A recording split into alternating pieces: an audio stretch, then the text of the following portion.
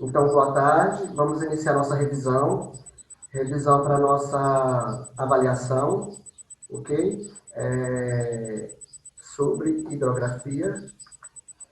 Então, aí tem a primeira imagem, é uma imagem de uma rede hidrográfica, ou uma bacia hidrográfica, ok? Ocorreu a precipitação, uma vez dito que a maioria dos rios, sexto ano, elas vão estar mais próximo de uma região mais elevada, ou de um planalto, ou de uma montanha. O Léo já falou para vocês em outras aulas anteriores que é como se fosse o quê? Como se fossem as nossas veias. As veias pequenas encontrando com as veias grandes até chegar no coração. A partir daí da imagem, vocês podem perceber, ok? Ocorreu a precipitação, ocorreu a chuva, e vai chover, vai estar próximo de uma nascente, de um rio, e onde vai ocorrer o quê? Os rios afluentes se encontrando com os rios subafluentes. A partir do momento, sexto ano, que esses rios se encontram, dá-se o nome de uma bacia hidrográfica.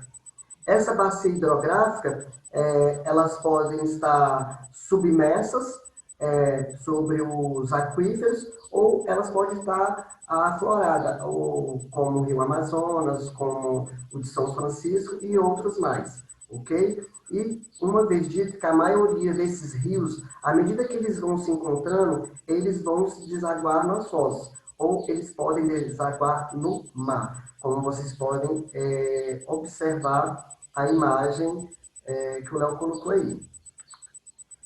Uma das primeiras questões que na prova ou avaliação, como vocês querem ser dita, a gente vai trabalhar sobre essa bacia hidrográfica. Né? Essa expressão, bacia hidrográfica, o Léo até colocou entre parênteses aí, perdão, entre aspas.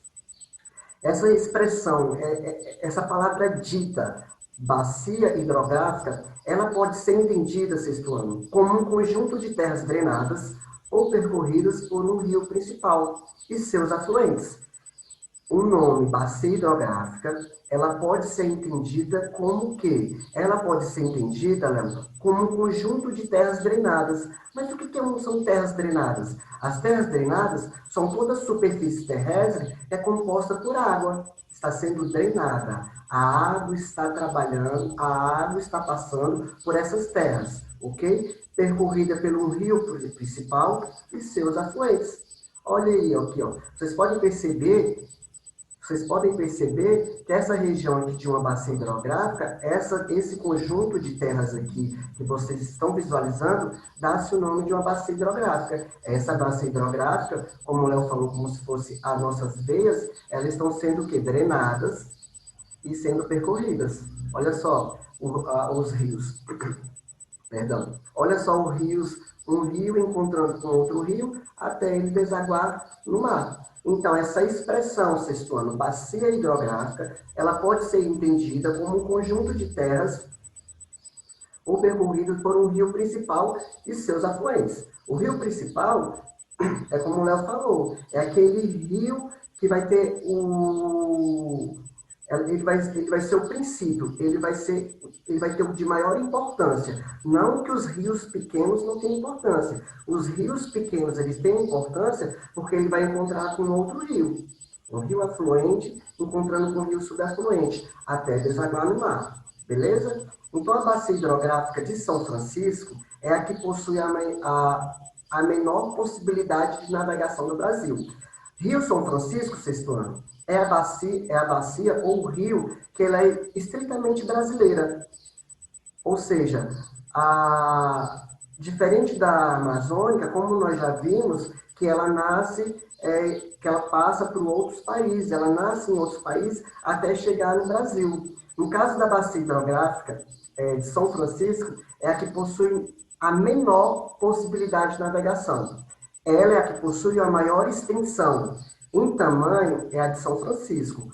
Quando se retrata em nível de navegação, em nível de profundidade, aí o Léo colocou entre parênteses, aí sim, estamos falando da bacia amazônica. Na hora da prova, na hora da avaliação, vocês não confundir São Francisco, Amazônica. É automaticamente vocês pensarem e raciocinar. Ah, o Léo falou, a Bacia São Francisco é a maior em extensão territorial brasileira. Passa por vários estados, vamos falar daqui a pouco, ok? Diferente da Amazônica, que a Amazônica ela vai ter um grau de profundidade maior. Se ela vai ter um grau de profundidade maior, então ela tem a possibilidade de ser navegável em todos os trechos. Diferente da São Francisco, que em algumas regiões, algumas partes do Rio São Francisco, ocorre o que é a evasão. O nível de água é menor. Se o nível de água é menor, ela não vai ser propício para navegação, ok? Então, a bacia hidrográfica do Rio São Francisco é a que possui a menor possibilidade de navegação, diferente, sexto ano, da bacia amazônica, ok? Que vai ter um nível de profundidade maior. Cerca de 7, eu acho que nós já até comentamos isso aqui em alguma atividade. Com cerca de 7 milhões de quilômetros quadrados. Essa é a maior bacia hidrográfica do mundo. Olha só, agora que eu lembrei que nós já trabalhamos essa questão. Aí ele já é só questão de raciocínio. Maior bacia hidrográfica do mundo, compreendendo porções territoriais do Peru, Colômbia, Equador, Venezuela, Guiana, Bolívia e Brasil. Possui um grande potencial de navegação. Olha o que ele já falou. Possui um grande potencial de navegação e ele passa por outros países. Essas características estão relacionadas com qual tipo de bacia? A bacia hidrográfica amazônica. Amazônica, para vocês não confundir com a bacia de São Francisco. A bacia amazônica, hidrográfica amazônica, ela vai nascer em outros países, ela vai percorrer outros países até chegar no Brasil. Possui um grande potencial de navegação e tem os seus rios principais, Ulanda, Napo, Xingu, Negro, entre tanto outros. Esses outros estão relacionados com a bacia, com seus rios afluentes e subafluentes. Qual é a bacia hidrográfica em maior extensão do Brasil? A maior bacia hidrográfica em extensão do Brasil, extensão territorial, sexto ano. A opção que vocês terão que marcar é a bacia de São Francisco. A maior bacia relacionada com questão de potencial de navegação, vocês vão marcar, assinalar a bacia amazônica, ok? Extensão territorial, vai passar por vários estados do Brasil. Tamanho, São Francisco. Questão de navegação, bacia amazônica. Então vamos lá, dando sequência à nossa revisão. As características naturais da bacia hidrográfica do Paraná favorecem principalmente o quê? Vocês vão ter que lembrar, na hora de marcar a opção, na hora desse raciocínio, no que se refere à bacia hidrográfica do Paraná, a bacia hidrográfica do Paraná, elas vão favorecer principalmente a construção das usinas hidrelétricas. Essas usinas hidrelétricas, elas vão se caracterizar por levar eletricidade às cidades, aos vilarejos, às vilas próximas, ok? Então, é característico dessa bacia a importância de levar o quê? As usinas hidrelétricas. Qual, Léo? A bacia hidrelétrica do Paraná, ok? O Rio São Francisco é um importante recurso natural do Brasil. Mas em frente, já acho que falamos também sobre essa questão em alguma ocasião. O Rio São Francisco é um importante recurso natural do Brasil, mas enfrenta há certo tempo alguns preocupantes problemas ambientais. Falou de problemas ambientais, sexto ano, vocês terem que associar toda essa problemática que o homem vem acarretando em uma bacia hidrográfica, ok? Fazer construção de uma bacia hidrelétrica pode acarretar algum problema. Poluentes de lixo pode acarretar vários problemas ambientais, perda da fauna, perda da flora, desmatamento, porque para ocorrer para que ocorra a existência dessa bacia hidrográfica, tem que ocorrer todo aquele processo do ciclo hidrológico, E nós já falamos, tem que ocorrer a precipitação, tem que ocorrer a evaporação, tem que ocorrer a percolação, tem que ocorrer toda a evapotranspiração. Se não ocorrer todo esse processo, futuramente vai ocorrer um grande preocupante no que se refere aos problemas ambientais. Todo problema ambiental é propício do homem. O homem, com sua ação antrópica, ele tem um poder de prejudicar e trazendo todos esses problemas ambientais. Nessa questão, tudo que é um problema, ele automaticamente pode ocorrer um desequilíbrio climático, um desequilíbrio ambiental, ok? Então, o Rio São Francisco, como ele é grande em extensão territorial, aqui no nosso país, no Brasil, ele vem enfrentando alguns problemas ambientais, principalmente quando o rio ele passa pelos grandes centros urbanos. Tá? Passou pelos centros urbanos, vai acarretar esses problemas ambientais que no qual o homem vem ocasionando.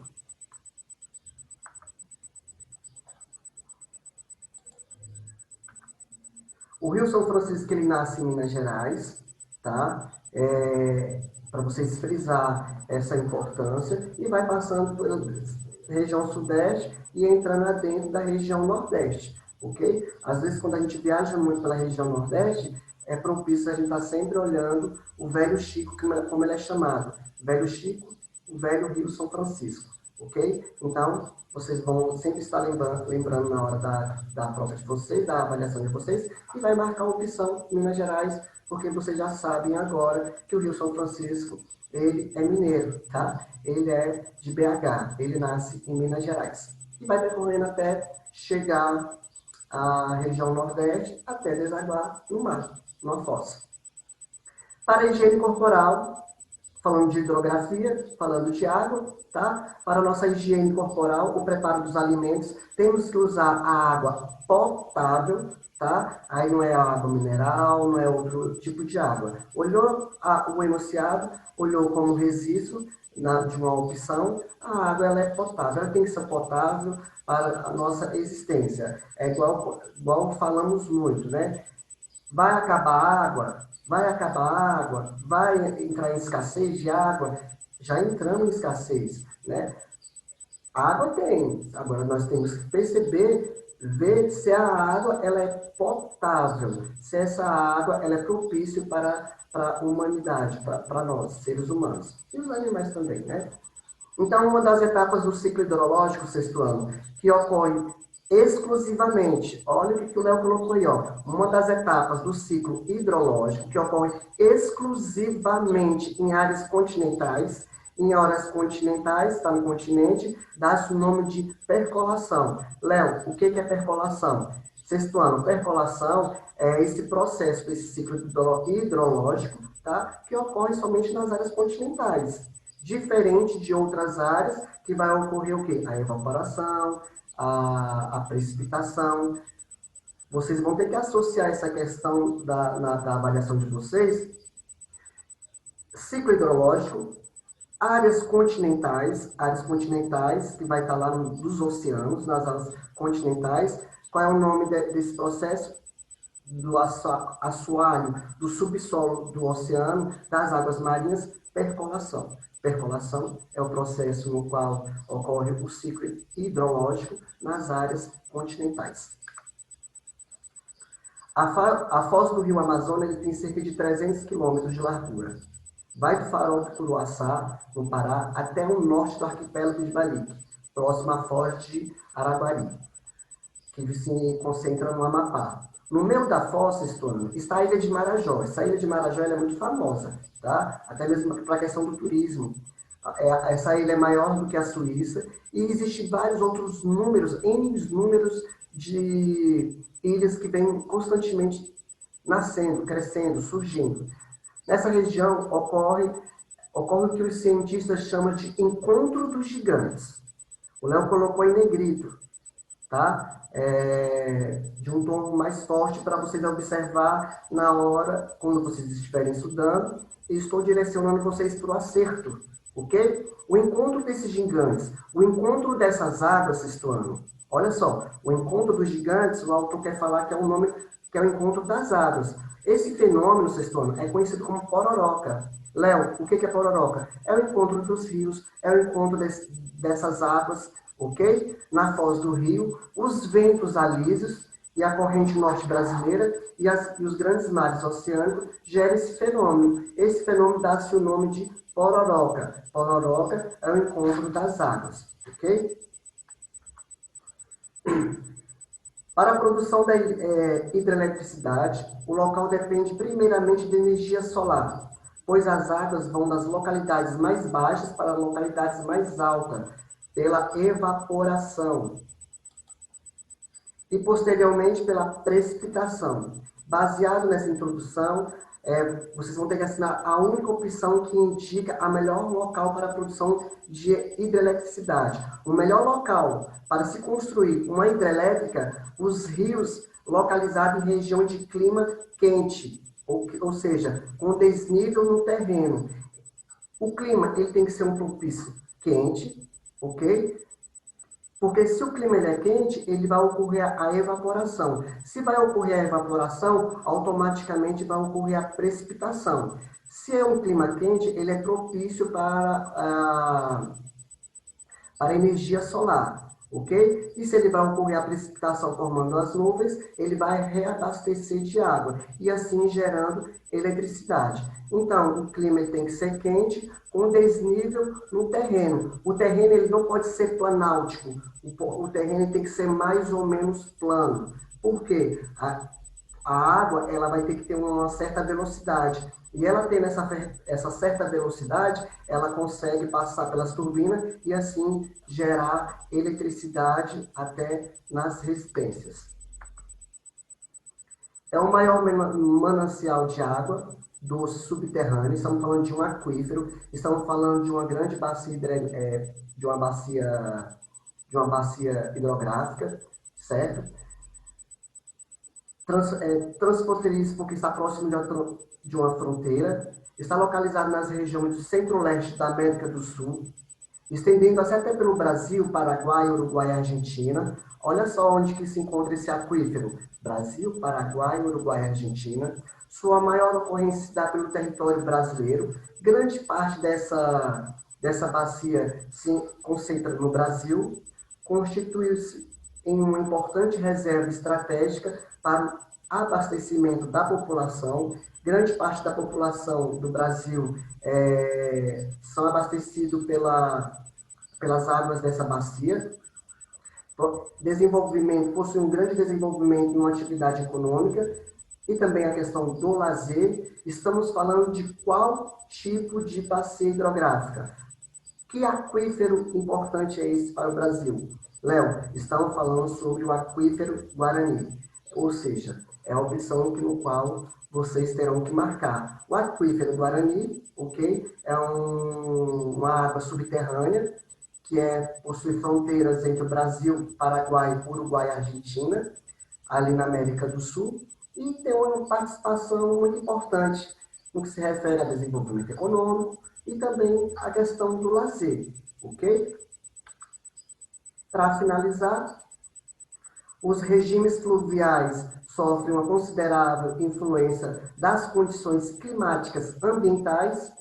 Os rios que se deslocam no Brasil Central para o Sul são submetidos pelo regime do tipo tropical. Léo, por que tropical? Sexto ano, tropical, porque o Brasil é um país do tipo tropical, está próximo dos trópicos. O Brasil é um país propício de clima, grande parte do ano, de um clima quente. Léo, por quê? Porque está próximo da linha do Equador. Se está próximo da linha do Equador, vai receber uma maior quantidade de raios solares, ok? E vai ser do tipo quente. Agora,